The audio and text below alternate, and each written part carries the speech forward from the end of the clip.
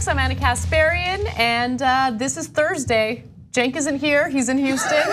This is Thursday. What is going on? I don't know, I'm so excited about tonight for some reason. Yeah, that's good. Yeah, we're gonna have a great show ahead. John Iadarola and Emma Vigeland join for the first hour. We're gonna have a completely different panel for the second hour. Brooke Thomas and Nando Vila will be joining in. And then later today, as you know, the Democratic debate will be taking place in Houston, and we will be providing special debate coverage.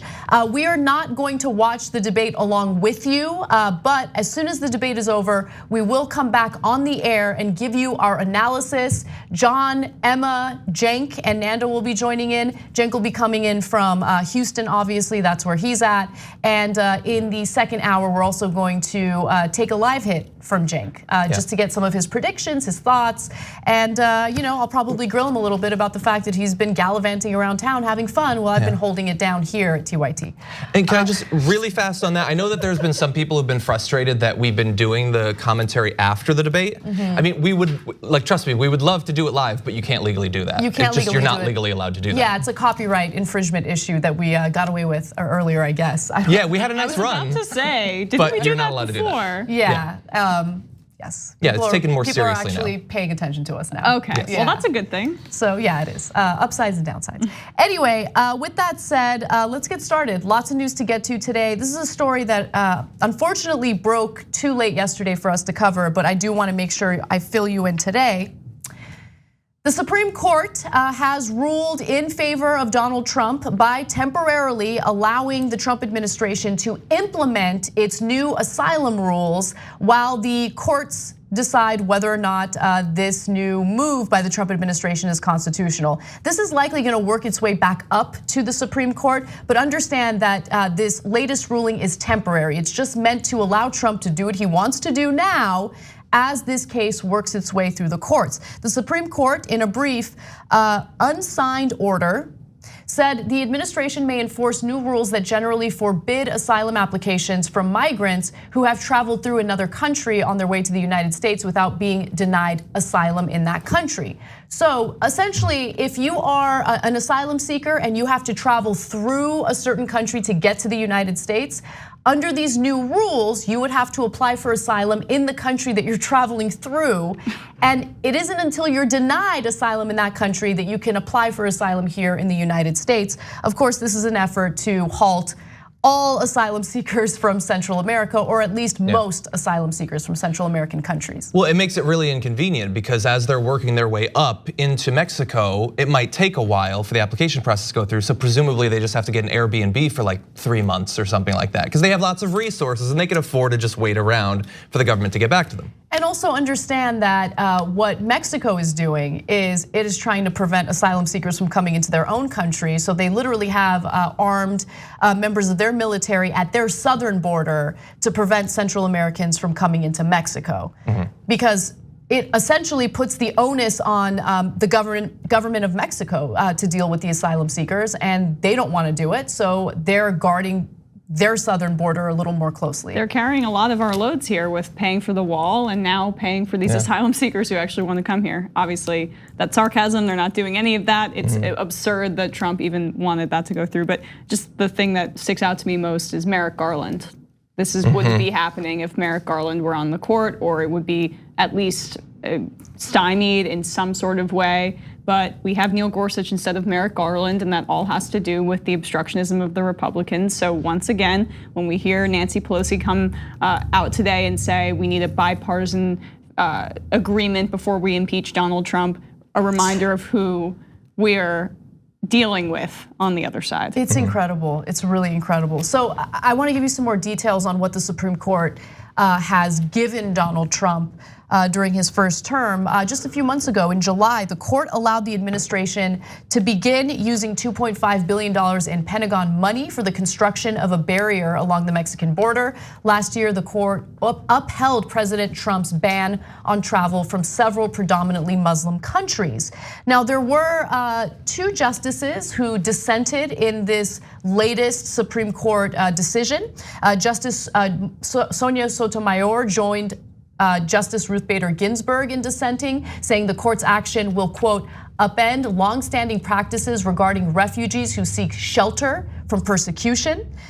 Sotomayor wrote that the court's ruling also sidesteps the ordinary judicial process to allow the government to implement a rule that bypassed the ordinary rulemaking process. So what she's saying there is, look, you have an executive branch who is making decisions without going through Congress. We have that branch of government for a reason. These are supposed to be the lawmakers, and Trump is supposed to either veto or sign legislation. But in this case, you have Trump acting unilaterally, and then the Supreme Court, because of how it's now stacked against common sense policy, will protect him and will help to implement those policies even as it's working its way through the federal court system. Yeah, and the law is incredibly clear. If you're a migrant, you're allowed to apply for asylum. This only subverts the law. That's the point of it. I know that conservatives love to say that it's the letter of the law. We just check. We're textualists. We like to look and see what does it actually say. It's super clear here. But what's equally clear is that they have the numbers, and so they can do whatever they want when it comes to these immigration issues. As you pointed out, they're always going to side with them. And so while, again, as you pointed out, it's going to work its way back into the Supreme Court, if you would like to believe that they'll change their mind between now and then, you're free to do so. There's no evidence that that's actually going to happen. And this is going to screw over tons of people. This is literally a life or death issue for many migrants. People will die as a result of this. You could argue that's the entire point, actually. Stop them from coming from the Middle East, screw people coming from Syria, people in Bahamas, you can stay there and die if you want. Even if you're an American citizen in Puerto Rico, we're gonna leave you there to die, we're not gonna help you out at all. Central America, you can stay there and you could die. They call it America first. Of course, at the same time, he's screwing over his own people too. So it's not really America first, it's just definitely middle fingers to everyone else around the world. That's exactly right. And I do want to read a little more from what Justice Sotomayor wrote in her dissent, because it was strong and she made great points. And unfortunately, we don't have as many thinkers like Justice Sotomayor or Justice Ginsburg in the Supreme Court right now. But she makes such a great point. Look, this is more. Look, it's frustrating, the case itself is frustrating, but it's really more about our system of government and how it's supposed to work and how this really just flies in the face of all of that. She writes, unfortunately, it appears the government has treated this exceptional mechanism as a new normal. Historically, the government has made this kind of request rarely. Now it does so reflexively. She also writes, once again, the executive branch has issued a rule that seeks to upend longstanding practices regarding refugees who seek shelter from persecution. I read that part earlier. Although this nation has long kept its doors open to refugees, and although the stakes for asylum seekers could not be higher, the government implemented its rule without first providing the public notice and inviting the public input generally required by law.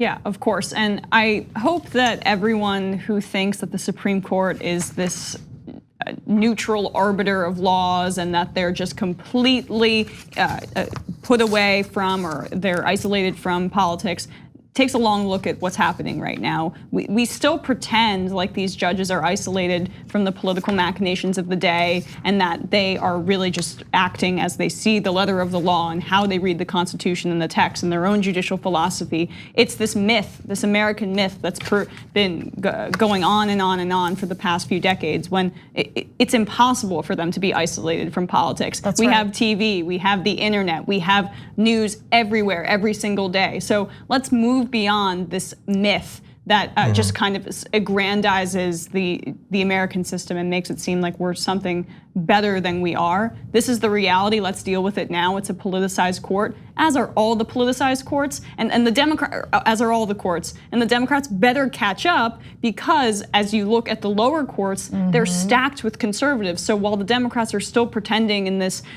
old school myth about American exceptionalism, the Republicans are quietly stacking courts with very dangerous conservatives who are doing things under the guise of constitutionalism. With very little pushback from Chuck Schumer, right, which is incredibly frustrating. He struck a deal with Mitch McConnell when it came to confirming many of these federal judges. And just to buttress your point and reinforce it, the reality is, when it comes to this particular case, an Obama-appointed federal judge struck this new asylum rule down, and then you have a Trump-appointed judge saying, no, it can stand. This is constitutional, I'm fine with it. So yes, there are activist judges, there's no question about it. They're all activists, both on the left and both on the right. And that's Okay, that's the new reality. Let's just acknowledge it and stop pretending. Let's move on, because while the liberals are pretending, the Republicans are the ones who are doing the dirty politics per usual. Yeah, and by the way, Sotomayor said that they're doing this reflexively now, and you should expect that will become more common, because they have set up an inherently undemocratic but potentially sustainable situation where the executive branch and the Senate are set up in a way that artificially increases the electoral power of Republicans. It's much easier thanks to the Electoral College and the way that the Senate benefits small rural states, that they can control that. That gives them the Supreme Court, by the way, because they have the Senate, and so they have the majority there. So the president can simply make executive orders knowing that the Supreme Court is going to protect him. Taking over the Senate is gonna be incredibly difficult because of the way the system is set up. And even if in the one branch or one part of one branch in the House where it's not set up in a way that's as easy to manipulate, they're still trying with voter suppression and things like that, gerrymandering, but it's harder. Okay, well then you can take control of that, and we did, but it doesn't matter if the Supreme Court and the executive branch are working hand in hand. Yeah. It's not a democracy, it's just not. Yeah, it's a great point. I found these results. I found a result too, and it's that we lost our democracy. Okay, John. All right. My phone's in my pocket, it's talking to me. Let's move on to some other news. This one's a doozy. New reporting indicates that the Trump administration did nothing when it discovered that there were spying devices near the White House and in other sensitive locations. Research indicated that those devices were placed there by the Israeli government. And again, Trump has responded with absolutely nothing, no action whatsoever. The miniature surveillance devices known as Stingrays mimic regular cell towers to fool cell phones into giving them their locations and identity information. Formerly called International Mobile Subscriber Identity Catchers, or IMSI catchers, they also can capture the contents of calls and data use. Now, this information is definitely important when you consider the fact that Donald Trump insists on using his personal cell phone, and he uses that personal cell phone in order to communicate with some of his informal advisors. And so there is likely sensitive information in those discussions, and to know that he had been spied on and he did absolutely nothing about it is a little concerning, to say the least. Now, before people start freaking out and hit me with the whataboutism, yes, I know the United States also does spying. The United States has also spied on Israel. So I'm not making excuses for that, but understand that when you know that someone or a government is spying on your government and your government's doing nothing about it, just kind of brushing it under the rug, it's a little problematic, especially with the irresponsible behavior by our own president. Well, we've spied on Israel, but Israel's spying on us, and we're the ones giving them billions and billions of dollars in aid. So it's a little bit ridiculous. Can you imagine if a spy or a device from Jordan or Nigeria or these other random countries that we give aid to had a spying device and was trying to spy on our president? We would cut aid to them immediately. And according to this piece, according to Politico, we didn't even give them a private or public scolding, because Israel, as Ilhan Omar said, has a significant hold over our public officials, especially in the Republican Party. So let me give you more details. How did they find out that this was, or these were devices placed by the Israeli government? Well, it was based on a detailed forensic analysis. The FBI and other agencies working on the case felt confident that Israeli agents had placed the devices. The devices were likely intended to spy on President Donald Trump, as I mentioned, as well as his top aides and closest associates, though it's not clear whether the Israeli efforts were successful. So we don't know how much information they obtained through these spying efforts.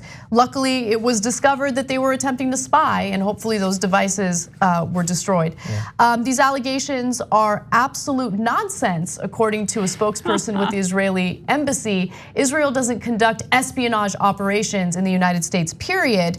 But a former intelligence official says the reaction, meaning from Trump, was very different than it would have been in the last administration. With the current administration, there are a different set of calculations in regard to addressing this.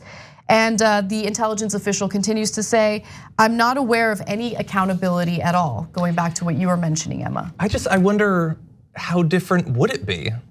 I mean, I'm sure he would say something, give a speech, it's unacceptable, and then just go back to doing whatever you want. We're not gonna step in, we're not gonna actually influence it at all. Well, Well, President Obama did challenge Netanyahu at the very least in some regard. I mean, it wasn't this buddy-buddy relationship that we're seeing with him. Yeah, it wasn't buddy-buddy, but it felt substantively pretty similar. Yeah.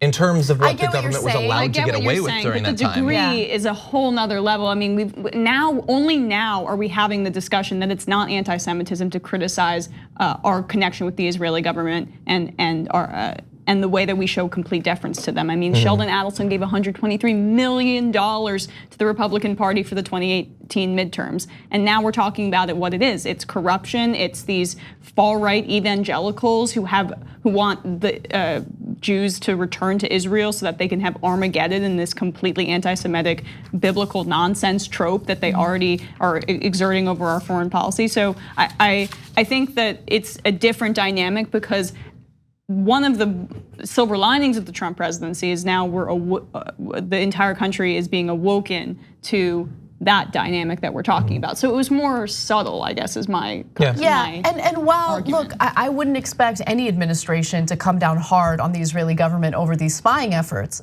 but I think that in the very least, it should be a teachable moment in maybe being a little more measured and careful in the way you conduct business and the way you communicate with your advisors. If you're using a personal cell phone and you're being incredibly dismissive of the potential, vulnerabilities as a result of doing so. I mean, I don't understand why he doesn't ever take any advice. And his password's probably 0000. It's or like 1234, possibly. Okay, there's two options, and those are the two options. Yeah. Definitely. Yeah, no. If you were one of his supporters, like, okay, you're gonna keep supporting him no matter what he does. He could start nuking American cities, you'd still love him. But don't you want him to be at least a little bit more careful? Like, use a secure phone. I'm sure they can secure an iPhone and he can still have the same keyboard he's used to. He doesn't have to learn anything. They claim that they have secured his iPhone. I'm personally not buying it. Okay, beyond that, he should probably care if spying devices by any country are being placed in government buildings. And if these were there, and for God knows how long, God knows where else they might be.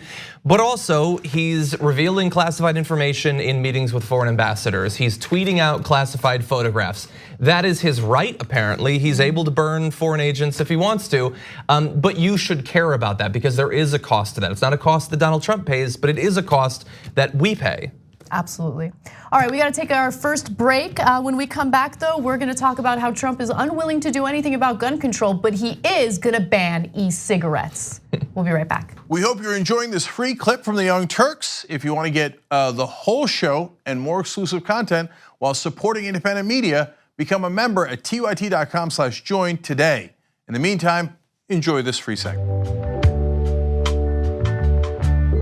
Welcome back to TYT. Anna, John, and Emma with you. I just want to say thanks to you, everyone who's watching and everyone who's a member of the show. You guys are incredible. And there's a story today, I don't know the details, Emma mentioned it during a break, about how the Washington Post laid off some workers, and we wouldn't be here without you, so thank you. Just wanted to give you that note of love. And I forgot to read tweets during the break. I was just thinking that, actually. So I will read double tweets and member comments when we come back from the next break. I apologize for that. I had to get things in order for this segment. But nonetheless, this segment is gonna be bonkers, so let's get right to it. That's how the First Lady got involved. She's got a son together that is a beautiful young man, and she feels very, very strongly about it.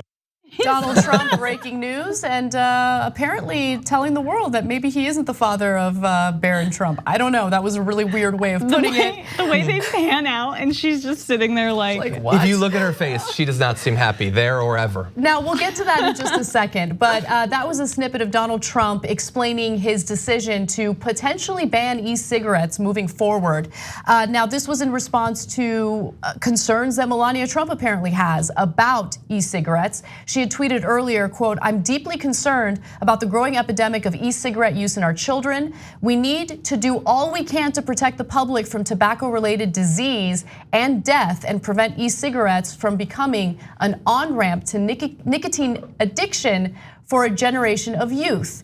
Now, there have been some reports, and they're alarming, I will admit that, about sicknesses or illnesses related to e-cigarettes. As many as 6 people have been reported dead as a result of using e-cigarettes. But the story is a lot more complex than I think it's being portrayed in most media outlets. Now, 6 people have died. They've all been adults. The reports are coming in from as many as 30 states.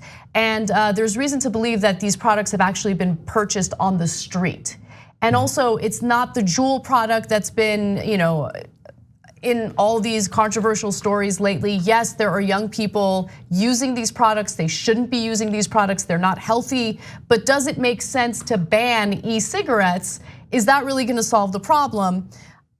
Let's open it up for debate. Well, go ahead. No, it's just banning drugs doesn't work. So banning e-cigarettes, these massive corporations that have so much money and are gonna find other ways probably around it or whatever, isn't gonna work either. People are still gonna try to find the products that they want on the black market or on the street, and then it's just gonna exacerbate the existing problem that you just talked about, Anna. Yeah, you're exactly right. I mean, look, I think if your only goal was let's stop kids from getting it, I think that this will probably be mostly effective. If that was your only goal, you're not concerned about personal freedom or personal responsibility or whatever, the kids are gonna have trouble getting it, sure. This seems like if the reason is because of the 6 deaths, this is definitely an overreaction.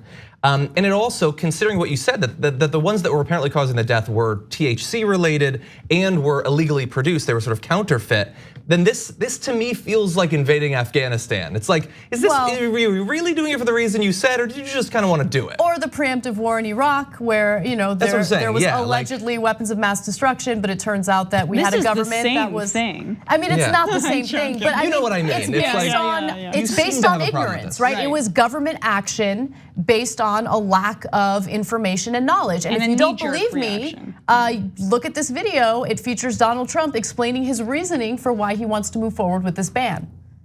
Vaping has become a very big business, as I understand it, like a giant business in a very short period of time.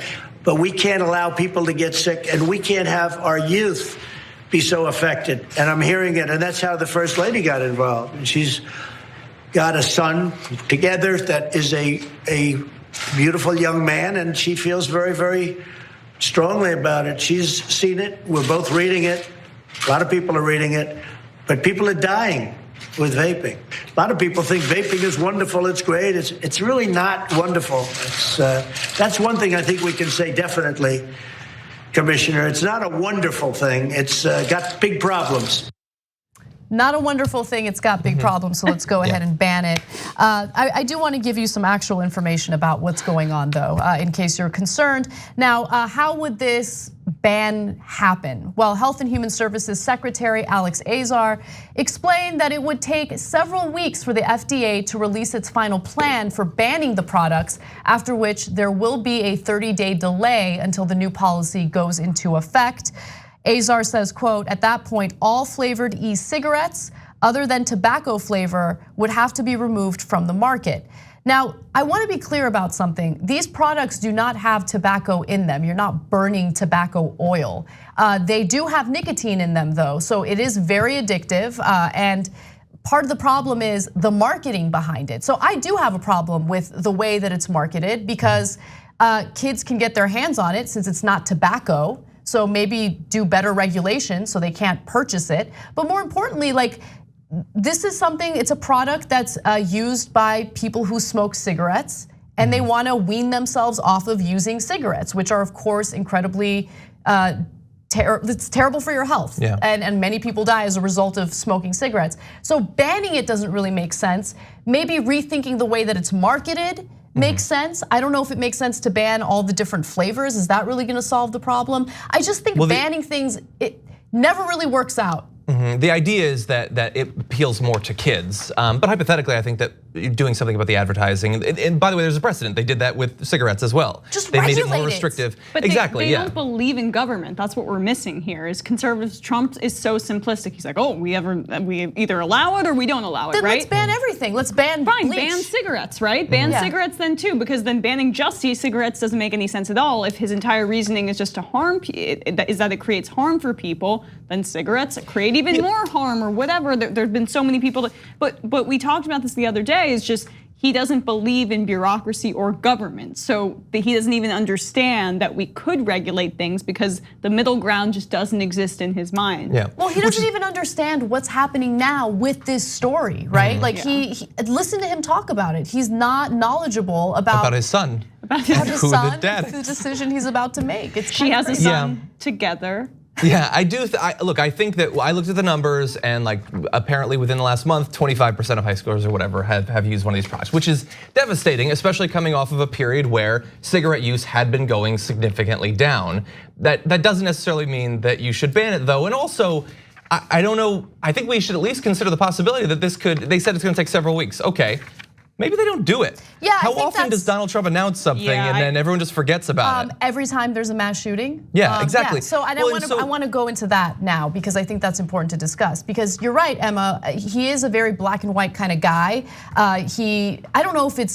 I don't think he's sophisticated enough to think about it as, oh, I don't like too much government bureaucracy. I just think that he shoots from the hip and he does what he thinks is popular at that given moment. But he's like the base id of the Republican Party, which is why it manifests itself. He's definitely not sophisticated enough. It's just like, that's what he is personified. But the one thing that he refuses to ban is high capacity magazines, certain types of assault weapons. I mean, he'll say that he'll do it right after there's a mass shooting and there's an outcry, but then he has a friendly little conversation with Mr. LaPierre and things change. All of a sudden he remembers the tens of millions of dollars the NRA gave him during his election and changes course. So you're right, I think that it's definitely possible that the American Vaping Association is gonna pull him aside and be like, yo bro, how much do you want for your campaign? And let's move on. No, Juul has so much money and the tobacco industry in general has so much money. So I guarantee you there's gonna be a conversation within the next week or so and this will be over. And I wonder, like I guess I could be wrong, but wouldn't these products, aren't they pretty popular amongst his base, amongst conservatives across the country? Like maybe their love for Trump will trump their love for e-cigs, I don't know. I definitely know, and we said it on the damage report this morning, that if Obama had done this there would be holy hell right now on Fox News. And we're gonna talk about guns. I would say something that's even closer theoretically, although less doesn't kill as many people. But if the fear is kids are consuming something and it's causing disease and it's harming them, I mean, sugar is completely unregulated. Even the Obama era attempt to let you know on labels how much added sugar there was, Trump reversed that. Right. And that kills countless Americans over the course of your life, all the different health problems caused by. We know. You go to the gym every morning, you're super built now. No, you're the all reason about I'm an health. expert on this is us because feel I eat a bad lot of about our sugar. Sugar addiction, okay? Oh my God, okay, I have the addiction, that's why I'm an expert on this. No, but it is really devastating. It is particularly bad for kids. It's particularly advertised towards kids, many of these products. Is Melania not familiar with that? Or is the whole Melania thing just a big ruse and it doesn't have anything to do with that? I would not be shocked if the Melania thing was a big ruse. Yeah. So I mean, the relationship is a ruse, obviously. That's a shame. Everything about Melania is a ruse. She's a hologram, guys. We already can see. Makes sense. Well, let's move on to a similar angle, but in a different context. So now that the Trump administration is considering banning e-cigarettes, it does raise the question, why is he willing to take such drastic measures when 6 people have died, when in reality, there are far more dangerous elements to society, like unregulated guns. That certainly kills more people in America than e-cigarettes do. Well, Cuomo invited me on his program, Cuomo Primetime last night, to debate this. And I was debating with a gentleman who I was actually not so familiar with. Steve Cortez is his name? Yeah, Steve Cortez. And you still are apparently familiar with him. He didn't make much of an impression. Okay, but anyway. Do you know the host name? I'm just making sure. He's just Cuomo, singularly. So let's go to the first clip. I want to show you this because it was the first time I realized in real time I was being mansplained to, and it was pretty hilarious. Take a look. Here's the problem, I think, with trying to draw the parallel here, Chris, between vaping and guns. I'm no constitutional law scholar, but when I read the Bill of Rights, I don't find vaping anywhere in there. But right after the very sacred First Amendment is the equally sacred Second Amendment, the right to bear arms. So we're talking about a constitutional right versus a cigarette, basically. But it is not an absolute parallel. right. It's not an absolute. We do have constitutional rights. But no I right do is want to absolute. note that for some reason we keep forgetting the second part of that constitutional protection, which means you need gun control, well-regulated militia. I don't think that the situation we have in place right now is a well-regulated militia. There needs to be, every single constitutional right has its limitations. And in this case, for some reason, while we have even limitations on the First Amendment, we have a party in this country, the Republican Party, who refuses to acknowledge that there are meant to be limitations in the Second Amendment. Well-regulated militia. Let's repeat it again. Well-regulated militia. If you're going to keep repeating that, you have to know what it means, and you have to know the history and the context there. And no, I don't think you do, because a well-regulated militia meant at that time of the writing of the Constitution, it was any male who was healthy was considered a member of the militia. So every citizen is part of the militia by the definitions I understand of the that, Constitution. but I'm talking about the well-regulated part. In that, well-regulated. I'm a militiaman in that regard. And we also know from the other writings outside. I'm not questioning the militia part of it. I am talking about the regulation part of the Constitution that for some reason everyone seems to forget. Yeah, so he actually landed on a worse version of that, because if he didn't do his all males thing, then he would just say, oh, well, then that only means that the militia has to be well regulated. But he just said it means every man needs to be well regulated. Exactly. And yeah, that's a weird move for him to make. And also, let me just say, conservatives are the ones who say that they are the constitutionalists, the ones who believe in the literal interpretation of what the Constitution says. And so, all right, it's literal. If you want to say it's literal, well-regulated militia. That's your interpretation of the militia part, good sir. But that's the thing. Good man, who I forget your name already, just like Anna. Steve Cortez. Cortez, sure. So yeah, I mean that was painful when he tried to explain that to you. Also, my favorite part, and I didn't really notice it until rewatching this clip, was Cuomo responding what was it? I'm not. True. Cortez said, I'm not a constitutional expert. True. Like without skipping a beat, that was pretty incredible. He did his research. He was sure about that one. He got the Washington Post fact checker, called him up real quick. True. Yeah. But you know what? Let me just say one other thing. I appreciate the opportunity to have these types of debates. Yeah. It's fun, and it's a great way to share your perspective. And also, I mean, look, this hasn't happened for me yet, but who knows, it could. Like maybe I have a blind spot, and it's an opportunity to have a discussion. And oftentimes, the two people in the discussion, none of them represent our side, ever. Right. So I love the fact that we have the opportunity to do that, it's great. Yeah, and so it was great of you to make the comparison with guns. I also think that considering the two pieces of news that came out in terms of drugs that are consumed this week, comparing it to the opioid issue is also pretty good. Like 6 people apparently died, not even from the products that are being banned, but 6 people died, so we banned the product. With opioids, I mean, how many tens of thousands of people have died?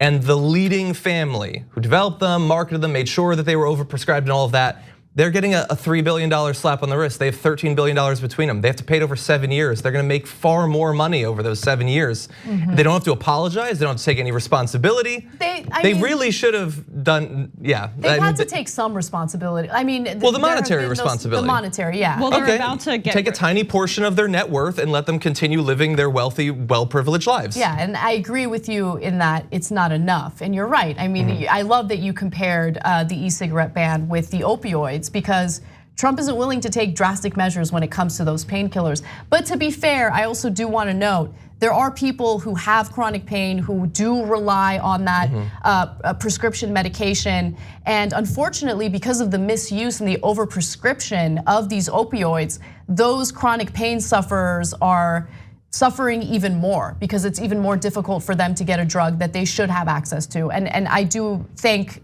audience members who have given me that piece of information, because that isn't really covered much in the media. I do have one more clip, but before I get to it, did you want to make a point, Emma? No. Okay, so let's go to the last clip. I don't even remember what's in this one, to be honest. All commercial transactions should be checked, and then he wouldn't have slipped through. Right. Steve, And I'm I saying mean, the logic there is I think that's a good idea. Uncontrovertible. And I think we're going to end up there, and the president has said that he is open to it. But my point is, Not if that, when the guy got dinged on the background check was he exercised the loophole and he bought it privately. And that's why we're saying all commercial transactions should be checked, and then he wouldn't have slipped through. Right. Steve, and I'm saying, the logic there is I think that's a good idea. And I think we're going to end up there, and the president has said that he is open to it. But my point is, not if Wayne LaPierre keeps having conversations with him, because while Trump says, he is for common sense gun legislation, he says this after every mass shooting.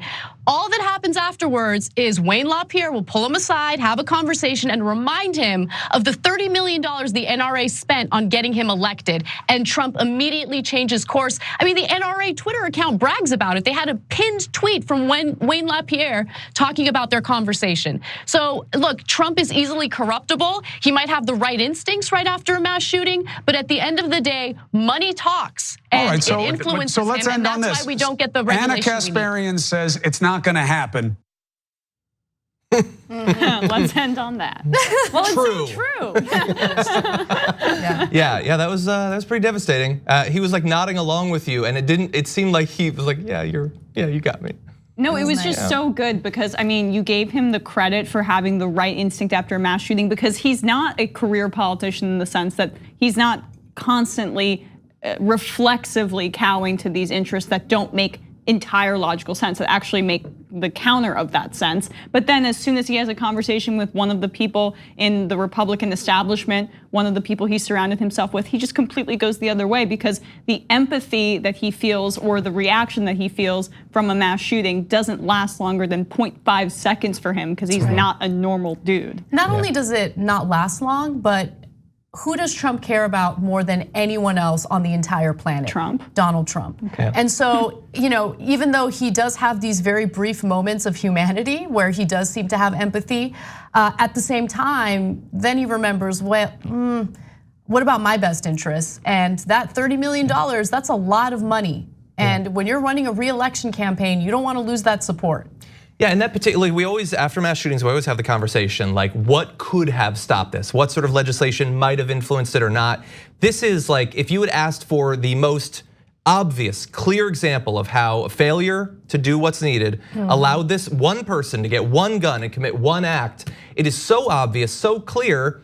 And as of right now, we're just like hoping that maybe in a month something is done. And so who is rushing to exploit that loophole right now while we're having this conversation? Right. Which person is buying the gun they're gonna use for a terror attack that we haven't seen yet? It happens in a week or in 2 weeks, and they use the same loophole that the inaction of especially Mitch McConnell and Donald Trump, but also everyone else effectively is allowing them to exercise. Yeah.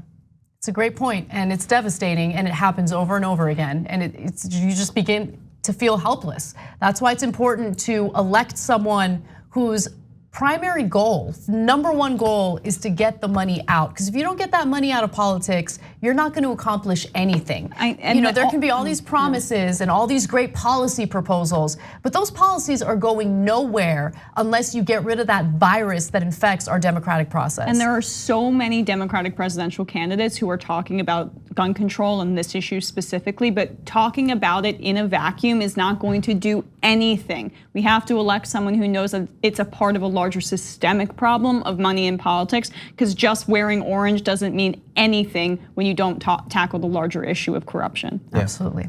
All right, we're gonna take our break. When we come back, we're gonna do another segment of These Are the Days of Our Lives, because the soap opera and the Trump administration continues. More drama, Pompeo, Bolton, head to head. What's going on? I'm gonna give you the details when we return.